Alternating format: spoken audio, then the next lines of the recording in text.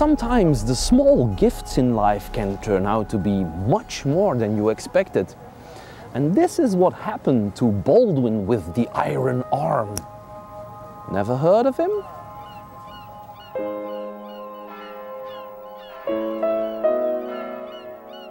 In the 9th century, Baldwin met Princess Judith, fair daughter of King Charles the Bald from West Francia.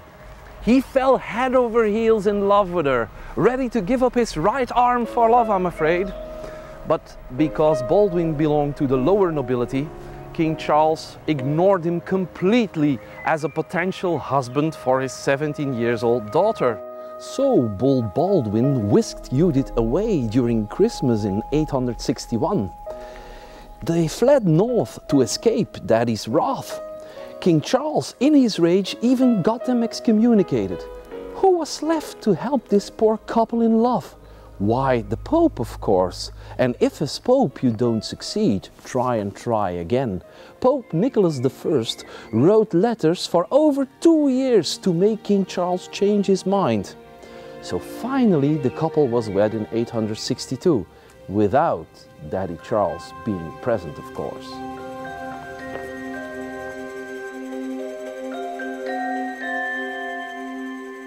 What to do with an inconvenient son-in-law?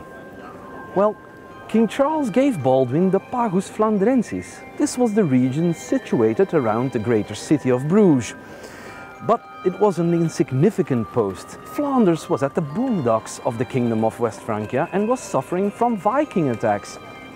Against all odds, Baldwin proved to be a really successful ruler and kept the Vikings at arm's length.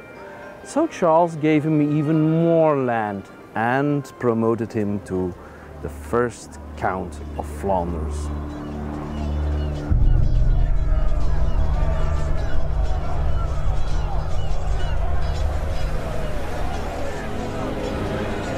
So Baldwin fought off the Vikings.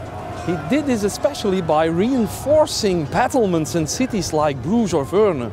But nonetheless, every other summer, these Vikings came back, invading from the north. Sources describe them as murdering, raping and pillaging savages, burning down monasteries and villages alike. But let's not forget that the only ones who could write this down were monks, the victims. And they probably went out of their way to describe these guys as brutal beasts.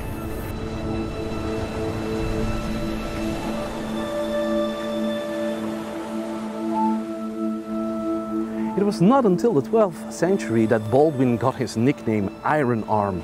Now some believe that he really had an iron arm to replace a missing hand. But it's probably so that the nickname was attributed because of his strength and boldness in a life dedicated to bearing arms. According to legend, Judith and Baldwin encountered an aggressive bear on their way to Bruges. Now, Baldwin fought this animal heroically whilst his bannermen held back in fear.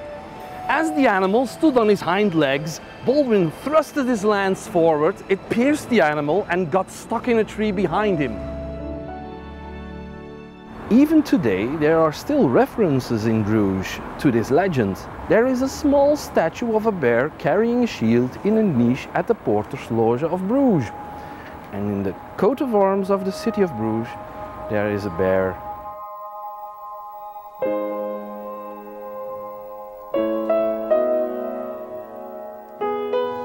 Now, what is true about this story? Boldness in life delivers.